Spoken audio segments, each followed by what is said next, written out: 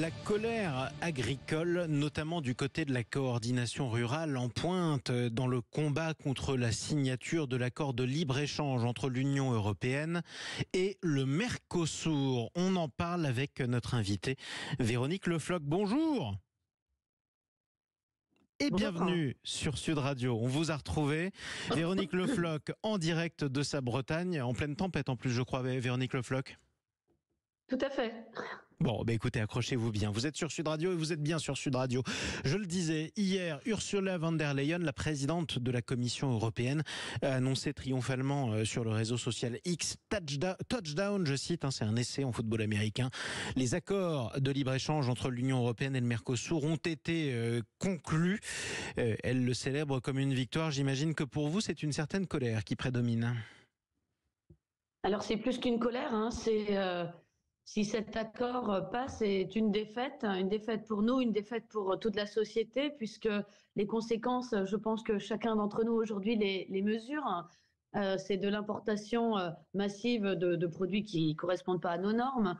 C'est des coûts induits pour du chômage, c'est des coûts induits pour des problèmes d'environnement. Quand on nous parle de bilan carbone et de tout ce qu'on fait de bien, c'est juste favoriser une agriculture industrialisée, celle d'Amérique du Sud, pour tuer une agriculture familiale en France et ailleurs en Europe. Alors, précisons quand même que cette signature est refusée toujours par la France. Elle l'était hier, elle l'est toujours ce matin. L'Élysée et Emmanuel Macron ont notamment annoncé que cette annonce n'engageait que la Commission européenne et qu'il restait aux États à la signer. La France ne veut toujours pas le signer. Est-ce que vous faites confiance au gouvernement français, quel qu'il soit, ou au président de la République, pour tenir bon ? Alors, il leur faut trouver un quatrième allié pour obtenir les 35% au moins de la population européenne, ce qui est déjà atteignable. Nous sommes à 32,5 entre les Polonais, les Italiens et les Français, donc ce n'est pas perdu. Pour autant, il lui restera à von der Leyen un autre moyen pour le faire passer en coupant l'accord. Et ça, on ne l'espère pas, même si ils essaient encore de calmer nos colères en disant que de toute manière, c'est pour 2025. 2025, on n'y est pas encore, on y est presque, mais nous ne savons pas à quel moment. Donc, c'est très long, mais en tout cas, nous allons devoir de nouveau rassembler nos forces, mais là, les élargir. Il s'agit de convaincre tous les parlementaires, et notamment les parlementaires européens, ceux les LR, la Renaissance, là, ceux qui justement ont soutenu von der Leyen pour que cette fois-ci, et pour ce sujet bien précis, ça ne soit pas imposé à la France, puisque la France fait vraiment partie de ceux qui n'en veulent pas. Donc, qu'au moins nos députés à nous aillent dans notre sens. Alors, on va y revenir justement sur le fait que la France n'en veut pas. Mais d'abord, si je vous entends bien, est-ce que ça signifie que les actions de la coordination rurale, manifestations, blocages par exemple, vont se multiplier? Tiens, pourquoi pas ce week-end? Alors, ça se prépare. Vous avez bien vu, on était hier matin à Rungis. Donc encore contrôler tout ce qui rentre et qui d'ailleurs et qui ne correspond pas à nos normes au port au niveau de la Manche à Cherbourg, où on peut contrôler des camions de beurre qui rentrent sans pouvoir voir l'origine, des camions de lait.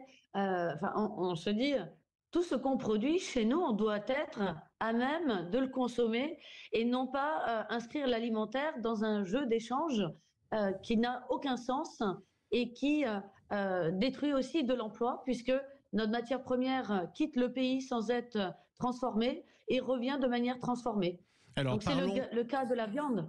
Parlons aussi de tous les agriculteurs. Vous avez raison de parler de la viande, parce que c'est vrai que ce sont les éleveurs qui produisent de la viande en France qui sont les plus inquiets, ça faut le dire, de la signature de cet accord avec le Mercosur.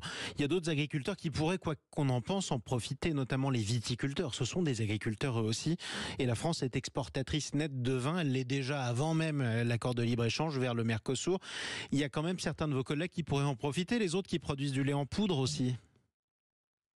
Alors déjà pour les vins, ça ne s'inscrit pas dans des échanges bilatéraux, ce sont des échanges qui répondent à une demande. Et pour ce qui est des produits laitiers, non, c'est un leurre, puisque vous avez des groupes comme Lactalis, grand groupe français présent sur 51 pays, qui est aussi présent au Brésil et dans les autres pays du Mercosur, qui là-bas collecte déjà 2,5 milliards, donc à peu près la moitié de ce qu'il collecte en France. Il vise à doubler cette collecte et la transformation du lait. D'ici 2028, il vise à la doubler. Mmh. Et quand je donne l'exemple où dans les fermes au Brésil, ils collectent environ 100 litres par jour, chez nous en France, une ferme comme la mienne, c'est 1000 litres. Effectivement. Les plus grosses fermes, ça sera 1500 litres. Donc mesurer le potentiel qu'ont les Brésiliens avec justement les surfaces, la capacité à produire de l'aliment OGM, enfin tout faux quoi, tout ce qu'on n'a pas le droit d'utiliser chez nous ici. Alors, la Commission européenne, en tout cas la présidente de la Commission européenne, Ursula von der Leyen, maintient que cet accord est bon pour la France aussi, et notamment pour l'agriculture française. Elle est clairement passée en force parce qu'elle sait que la France est contre. Elle a voulu signer malgré la colère de l'Élysée. C'est en quelque sorte un bras de fer qu'elle a engagé. Il y a un numéro 2 de la Commission européenne, c'est un vice-président, il est français, il s'appelle Stéphane Séjourné, c'est un proche d'Emmanuel Macron. Est-ce qu'après ce camouflet de sa présidente à la France, vous l'appelez à en tirer les conséquences et à démissionner? Alors, comme on dit à la coordination rurale, on ne fait pas de politique, tout ça, ça nous dépasse. On a l'impression qu'ils sont dans une cour de récréation. Pour autant, je pense que quand on fait de la politique, on fait le choix de défendre d'abord les citoyens. Et pour ce sujet, signer l'accord, faire en sorte que toutes ces viandes et le sucre détaxé et les autres produits rentrent en Europe et nous inondent, c'est juste valider des plans sociaux en équivalent Michelin, mais en masse. Vous ne vous imaginez pas la fermeture des abattoirs qui a déjà perdu un tiers en 10 ans. Il y en a un qui ferme tous les mois. C'est la fin de notre élevage, c'est la fin de notre élevage viande, laitier, petits animaux, les ovins, les caprins. Enfin, la vente directe, on va tout gâcher. Effectivement, et en tout cas, on suivra la poursuite du mouvement des agriculteurs. Merci Véronique Le Floch d'être intervenue sur Sud Radio, présidente de la coordination rurale.